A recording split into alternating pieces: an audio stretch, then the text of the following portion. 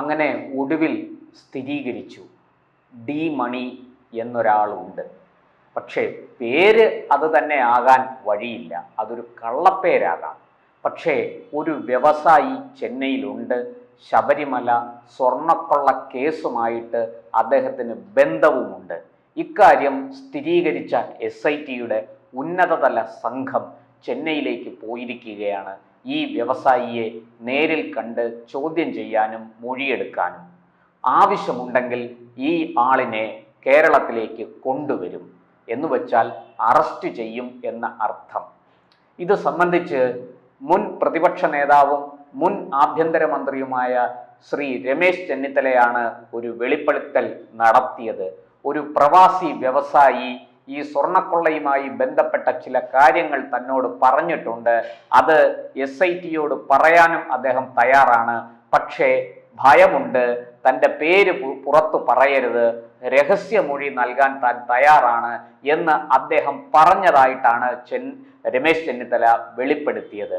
തുടർന്ന് രമേശ് ചെന്നിത്തല ഇത് സംബന്ധിച്ച് SITക്ക് കത്ത് നൽകി.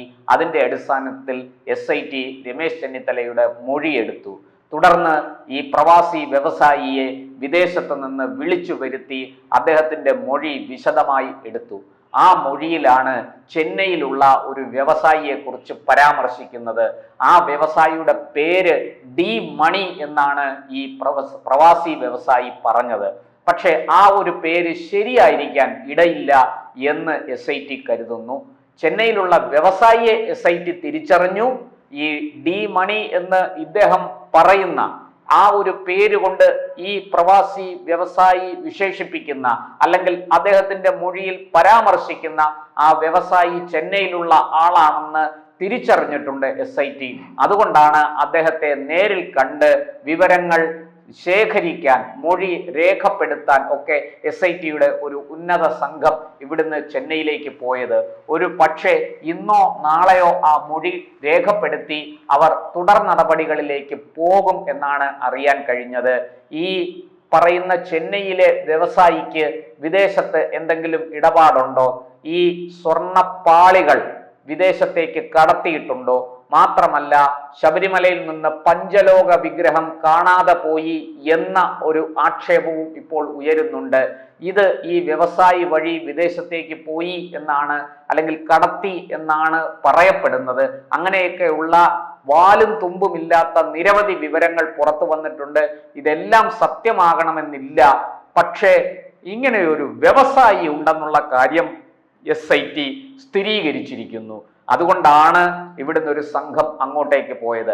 അതേസമയം ഇപ്പോൾ ബെല്ലാരിയിലെ റോദം ജുവലറി, ഗോവർദ്ധന്റെ ഉടമസ്ഥയിലുള്ള റോദം ജുവലറിയിൽ വീണ്ടും SIT സംഘം പരിശോധന നടത്തുകയാണ്. അവിടെ റെയ്ഡ് നടക്കുകയാണ്. കാരണം ചെന്നൈയിലെ സ്മാർട്ട് ക്രിയേഷൻസിൽ വേർതിരിച്ചെടുക്കപ്പെട്ട സ്വർണം പല സംസ്ഥാനങ്ങളിലായിട്ട് വിറ്റഴിച്ചു എന്ന വിവരം പുറത്തു വരുന്നുണ്ട്. അതിൽ ഒരു വലിയ ഭാഗം കൊടുത്തത് ഈ ഗോവർദ്ധന്റെ റോദം ജുവലറിയിലേക്കാണ് എന്നും പറയപ്പെടുന്നു. അതുകൊണ്ട് തന്നെ ഇത് സംബന്ധിച്ച കൂടുതൽ അന്വേഷണം നടത്തണം. കാരണം SIT ഇപ്പോഴും വിശ്വസിക്കുന്നില്ല ഈ സ്വർണം വേർതിരിച്ചെടുത്ത് പല സംസ്ഥാനങ്ങളിലായി വിറ്റു എന്ന കഥ. ഇവരുടെ മൊഴി, ഉണ്ണികൃഷ്ണൻ പോറ്റി അടക്കമുള്ളവർ നൽകിയ മൊഴി SIT പൂർണ്ണമായും വിശ്വാസത്തിൽ എടുത്തിട്ടില്ല. കാരണം ഇതിൻ്റെ ആന്റിക് വാല്യൂ, പുരാതന മൂല്യം, പൗരാണിക മൂല്യം അത് വളരെ കൂടുതലാണ്. അതുകൊണ്ട് തന്നെ ഈ സ്വർണം വേർതിരിച്ചെടുത്ത് നിസ്സാര വിലയ്ക്ക് വിറ്റ് തീർക്കാൻ, സ്വർണത്തിന്റെ വിലയ്ക്ക് ഇത് കൊടുത്തു തീർക്കാൻ മാത്രം മണ്ടന്മാരല്ല ഇവരൊക്കെ എന്ന് SITക്ക് നന്നായിട്ട് അറിയാം. അതുകൊണ്ട് തന്നെ ഇവർ കൊടുത്ത മൊഴി മറ്റാരെയൊക്കെയോ രക്ഷിക്കാൻ വേണ്ടിയിട്ടുള്ളതാണ് എന്ന് SIT സംശയിക്കുന്നു. അതുകൊണ്ട് തന്നെ SIT കൂടുതൽ പരിശോധന നടത്തുകയാണ്.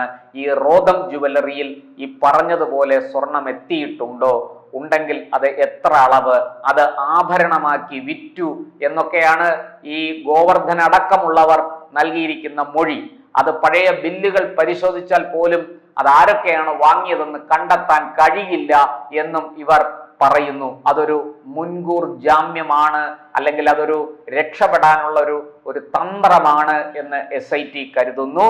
വിശദമായ പരിശോധനയ്ക്കൊടുവിൽ SITക്ക് ഈ വിഷയത്തിൽ എന്തെങ്കിലും സ്ഥിരീകരണം ലഭിക്കൂ എന്ന് പൊതുവെ കരുതപ്പെടുന്നു. എന്തായാലും ഈ റോദം ജുവലറി ഉടമ നൽകിയ മൊഴിയുടെ അടിസ്ഥാനത്തിൽ വിവിധ സംസ്ഥാനങ്ങളിലേക്ക് ഈ സ്വർണം പങ്കുവയ്ക്കപ്പെടുകയും അവിടെ ഇത് വിറ്റ് കാശാക്കുകയും ചെയ്തു എന്ന് പറയുന്നത് വിശ്വസിക്കാൻ അരിയാഹാരം കഴിക്കുന്നവർക്ക് ബുദ്ധിമുട്ടുണ്ട്. മറിച്ച് ഈ ആന്റിക് വാല്യൂ, പൗരാണിക മൂല്യമുള്ള ഈ വസ്തുക്കൾ ഇതേപടി ഇന്ത്യയിൽ നിന്ന് വിദേശത്തേക്ക് കടത്തിയിരിക്കാം.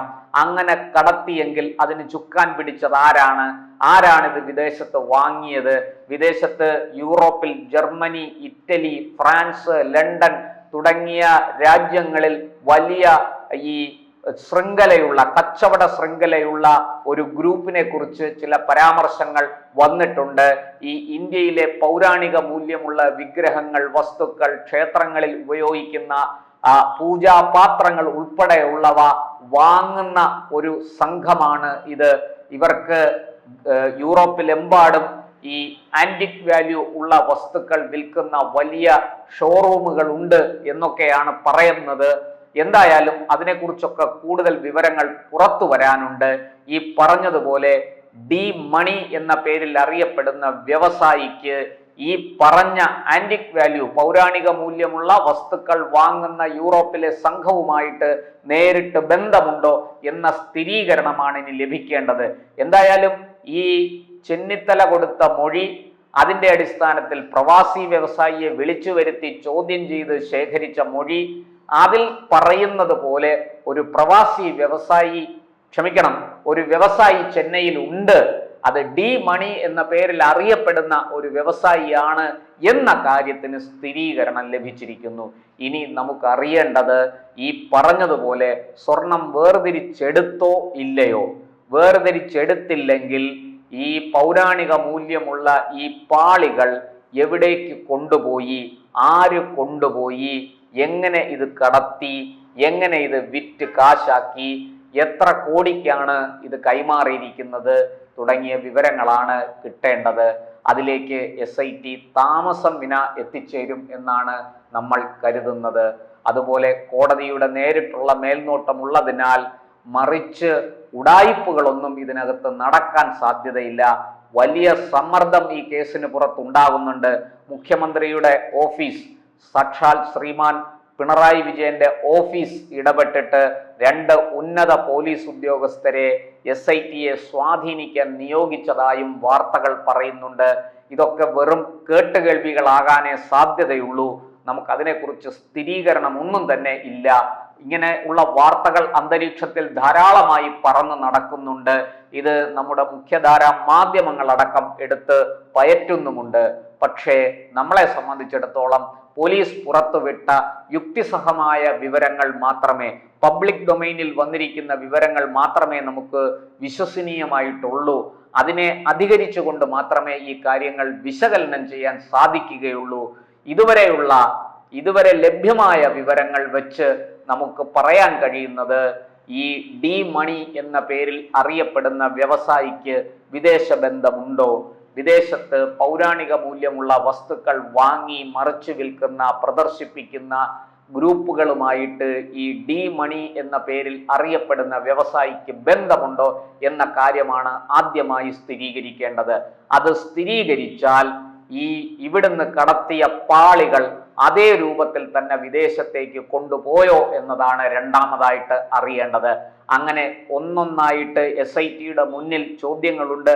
ആ ചോദ്യങ്ങൾ SIT ഉന്നയിക്കുമ്പോൾ കൃത്യമായ ഉത്തരം ഇവരിൽ നിന്നൊക്കെ കിട്ടേണ്ടതാണ്. അത് കിട്ടിയാൽ ഈ കേസിന്റെ ചുരുൾ നിവരും. വളരെ കൃത്യമായിട്ട് ആരുടെ നിർദ്ദേശപ്രകാരം എങ്ങനെ ഈ സ്വർണപ്പാളികൾ എന്ന്, എപ്പോൾ, എവിടേക്ക് കടത്തി എന്നുള്ളതിന് ഉത്തരമാകും. ആരൊക്കെ ഇതിന് പിന്നിൽ പ്രവർത്തിച്ചു, ആരുടെയൊക്കെ അനുഗ്രഹാശിസ്സുകൾ ലഭിച്ചു എന്നതിനും സ്ഥിരീകരണമുണ്ടാവും. എന്തായാലും സംസ്ഥാന സർക്കാരിന് ഇത് വലിയ സമ്മർദ്ദമായിരിക്കുകയാണ്. അവർക്ക് കൈച്ചിട്ടിറക്കാനും മതിരിച്ചിട്ട് തുപ്പാനും വയ്യാത്തൊരവസ്ഥയിൽ അവർ വളരെയധികം പ്രതിസന്ധി നേരിടുകയാണ്.